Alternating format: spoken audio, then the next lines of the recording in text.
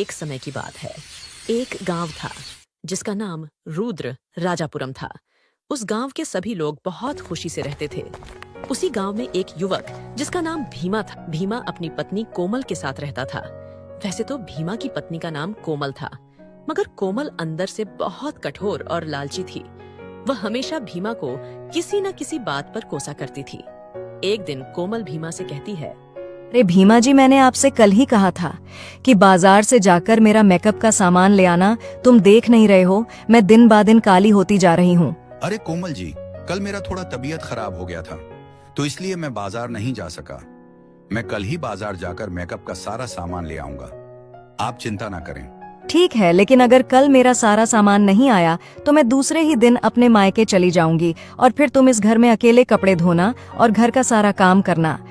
ठीक है कोमल जी, मैं कल ही जाकर आपका मेकअप का सामान ले आऊंगा, आप टेंशन ना लो। भीमा की बात सुनकर कोमल वहां से चली जाती है। वैसे कोमल क्या कह रही थी? अगर मैंने उसका सामान नहीं लाया तो वह मायके चली जाएगी और फिर मुझे ही घर का सारा काम करना पड़ेगा। भगवान करे यह मायके चली जाए। वैसे भी कोमल घर पर हो या ना हो, काम तो मुझे ही करना पड़ता है। पता नहीं भगवान ने मेरी जोड़ी इसके साथ कैसे बना दी। ये डायन रोज मेरा खून चूसती है। भीमा उदास होकर घर से चला जाता है। तभी उसको रास्ते में उसका दोस्त राजू मिलता है। राजू भीमा से कहता है, अरे कहाँ जा रहे हो इतने उदास होकर भीमा भाई उर्फ जोरू के गुलाम? अरे राजू भाई, गांव के सारे लड़के मुझे जोरू का गुलाम कहकर चढ़ाते हैं और आज तुमने भी कहकर मेरा दिल दुखी कर दिया। लेकिन मैं पूरे विश्वास के साथ कहता हूँ, जिस दिन तुम सब लड़कों की शादी हो जाएगी वह वरमाला नहीं, किंतु तुम सबकी फांसी का फंदा बनेगा। भूलना मत, एक दिन हर व्यक्ति इसी दर्द से गुजरेगा जिस तरह से मैं अभी गुजर रहा हूँ। यार तेरी बात सुनकर और तुझे इतना उदास देखकर मन कभी कभी शादी करने से बहुत दूर भागता है। पता नहीं भगवान ने मेरी जोड़ी किसके साथ बनाई होगी। टेंशन मत लो राजू भाई, जिस दिन तुम्हारी बीवी आ जाएगी तुम्हें खुद ही पता चल जाएगा। और दोनों दोस्त हंसते हंसते घर की तरफ चल देते हैं। अगली सुबह होती है तो भीमा बाजार निकल जाता है कोमल का सामान लाने के लिए।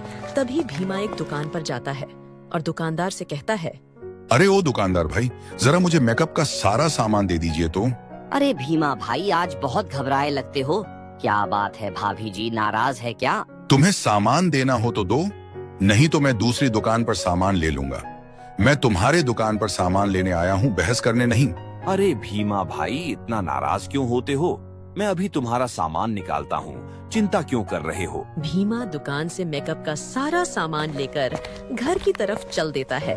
तभी उसके मन में विचार आता है, ये दुकानदार खुद को क्या समझता है? ऐसे कह रहा था जैसे इसकी बीवी कभी गुस्सा ही नहीं होती है।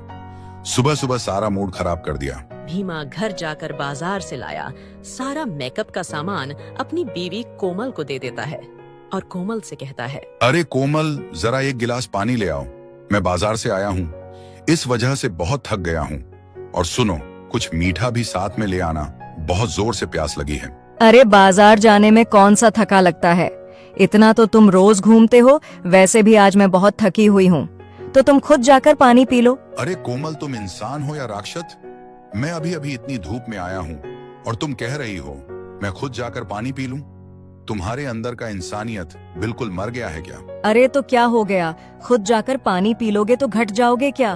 वैसे भी मैं इस घर की मालकिन हूँ, नौकरानी नहीं समझे। भीमा गुस्से से आग बबूला होकर घर से खेत की तरफ चल पड़ता है। जब भीमा कुछ दूर पहुंचता है तो उसके कानों में एक आवाज आती है, अरे बचाओ, कोई मुझे बचाओ, मैं इस गड्ढे में गिर गई हूँ, भगवान के लिए कोई मेरी मदद करो। भीमा भागता हुआ उस आवाज के पास जाता है। तभी देखा है कि एक बहुत ही बड़े गड्ढे में एक खूबसूरत लड़की गिरी हुई है। भीमा बिना कुछ सोचे समझे उस लड़की को गड्ढे से बाहर निकालता है। वह लड़की भीमा से कहती है, आपका बहुत बहुत धन्यवाद। अगर आज आप यहाँ नहीं आते तो मैं जिंदा नहीं बचती। मैं आपका यह एहसान कभी नहीं भूलूंगी। कोई बात नहीं। अच्छा ये सब छोड़ो, ये बताओ तुम इतने बड़े गड्ढे में कैसे गिर गई? ओ, मैं इस रास्ते से जा रही थी, मेरा ध्यान अलग था। मैंने इस गड्ढे पे ध्यान नहीं दिया, इसलिए मैं गड्ढे में गिर गई। तो बहन, इतने बड़े गड्ढे को तुमने कैसे नहीं देखा? अगर तुम्हें कुछ हो जाता तो? नहीं भैया, जब मैं इस रास्ते से जा रही थी तो मुझे लगता है किसी शिकारी ने गड्ढे के ऊपर सूखे पत्ते और झाड़ियाँ रख दिया होगा और मैंने ध्यान नहीं दिया, इसलिए मैं इसमें गिर गई। अच्छा, तो आप ये बताएं कि आपका नाम क्या है और आप कहाँ रहती हैं और आपके पिताजी का क्या नाम है? मैं एक परी हूँ और मेरा नाम अनुष्का है और मेरे पिताजी का नाम पृथ्वीराज है। मेरा घर परी लोक पर है। अनुष्का, आप यह क्या कह रही हैं? अगर आप एक परी होती तो आप अपनी असली रूप में क्यों नहीं हो? और अगर आप एक परी होती तो अपने जादू से गड्ढे से बाहर निकल आती हूँ। भैया जी, मैं सच कह रही हूँ, लेकिन एक कारण है जिसकी वजह से मैं अपनी असली रूप में नहीं आ सकती। अनुष्का बहन, आखिर वह कारण क्या है जिसकी वजह से आप अपनी असली रूप में नहीं आ सकती? जरा आप मुझे विस्तार से समझाएंगी? तो सुनिए भैया जी, ये बात 3 साल पहले की है। जब मैं परी लोक में खेल रही थी, तब वहाँ एक खतरनाक और दुष्ट ऋषि मुनि आया और उसने मुझसे कहा, अनुष्का, मैं आपको बहुत पसंद करता हूँ। अगर हम दोनों शादी कर ले तो तुम पृथ्वी पर राज करना और मैं परी लोक पर करूँगा। इसके बारे में तुम्हारा क्या विचार है? बाबा, मैं तुमसे शादी कभी नहीं करूंगी। अगर मैंने तुमसे शादी कर लिया तो बहुत बड़ा अनर्थ हो जाएगा और यह अनर्थ मैं कभी नहीं होने दूंगी, चाहे इसके लिए मेरी जान ही क्यों ना चली जाए। दुष्ट लड़की, तू मुझे जानती नहीं मैं कितना शक्तिशाली हूँ। यह मेरा प्रस्ताव ठुकराकर बहुत बड़ी गलती की है और इसकी सजा तुझे जरूर मिलेगा। मैं तुम्हें श्राप देता हूँ कि तुम एक साधारण इंसान बन जाओ और पृथ्वी लोक पर चली जाओ। इतने कहने के बाद वह बाबा वहाँ से गायब हो जाता है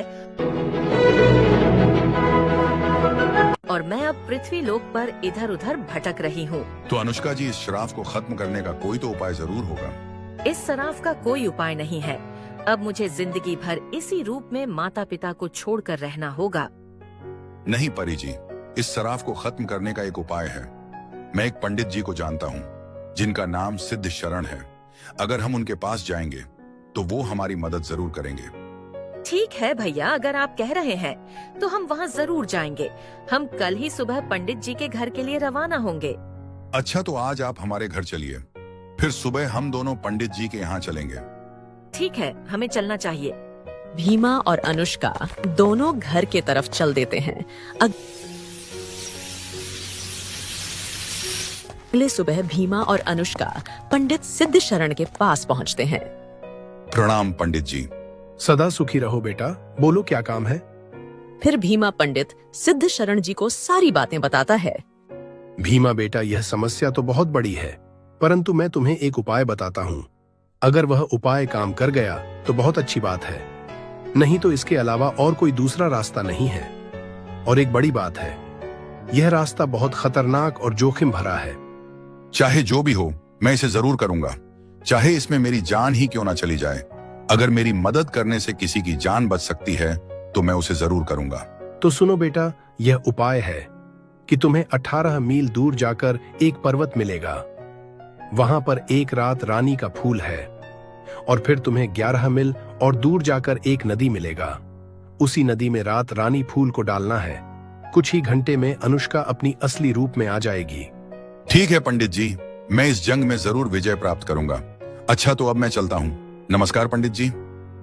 तथास्तु बेटा, खुश रहो और जो भी काम करो उसमें तुम्हें विजय प्राप्त हो। अगली सुबह भोरे भोरे भीमा और अनुष्का दोनों पर्वत की तरफ चल देते हैं। कुछ ही दूर पहुंचने पर रास्ते में उन्हें एक भयानक और खतरनाक दिखने वाला राक्षस मिलता है। राक्षस भीमा से कहता है, तुम दोनों कौन हो और इस तरफ क्या करने आए हो? अगर तुम में से किसी ने झूठ बोला तो मैं तुम दोनों को कच्चा ही चबा जाऊंगा। डरते डरते भीमा उस राक्षस को सारी बातें बताता है। हाँ, तुम सच कह रहे हो, तुम्हारे बातों में सच्चाई है, लेकिन मैं तुम दोनों को ऐसे ही नहीं जाने दूंगा। तुम्हें मेरा एक काम करना होगा। बताइए राक्षस जी, मुझे क्या काम करना होगा? मैं आपका कोई भी काम करने को तैयार हूँ। तो सुनो भीमा, तुम्हारा प्रश्न यह है कि ऐसी कौन सी चीज है अगर इंसान के अंदर हो तो वह कोई भी युद्ध आसानी से विजयी प्राप्त कर सकता है। अगर तुमने इस प्रश्न का उत्तर दे दिया तो यहाँ से जा सकते हो। अब सब कुछ तुम्हारे हाथों में।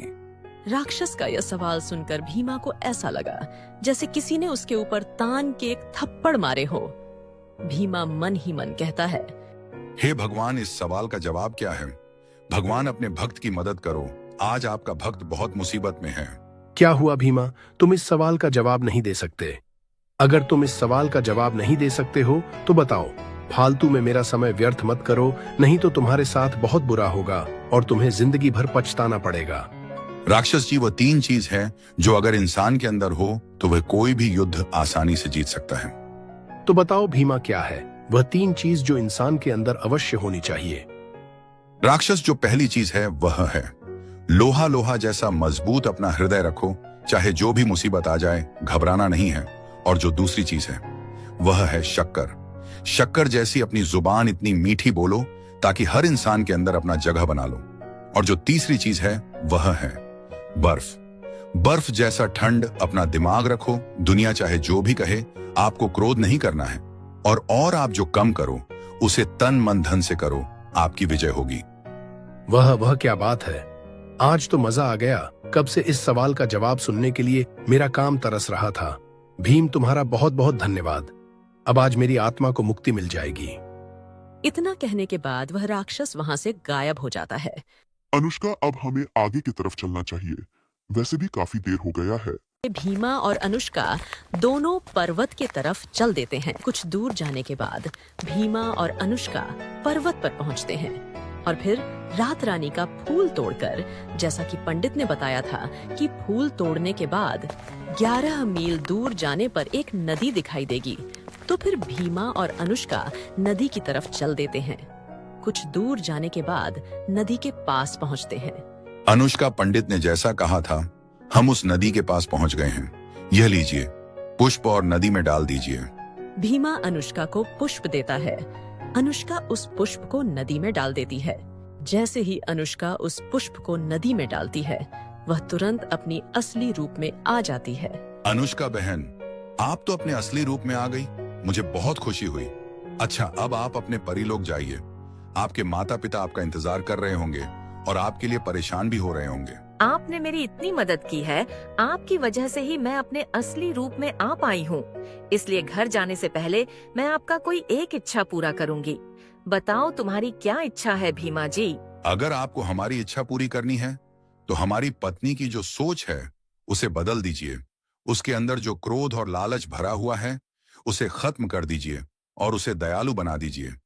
अगर आप हमारी यह इच्छा पूरी कर देंगी तो आपकी बहुत मेहरबानी होगी। बस इतनी सी बात।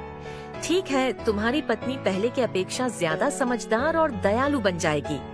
अच्छा, अब मैं चलती हूँ भीमा जी। इतना कहकर अनुष्का गायब हो जाती है और इधर भीमा की पत्नी भीमा से बहुत ही प्रेम से बात करने लगती है और घर का सारा कामकाज खुद करने लगती है। भीमा अपनी पत्नी के साथ खुशी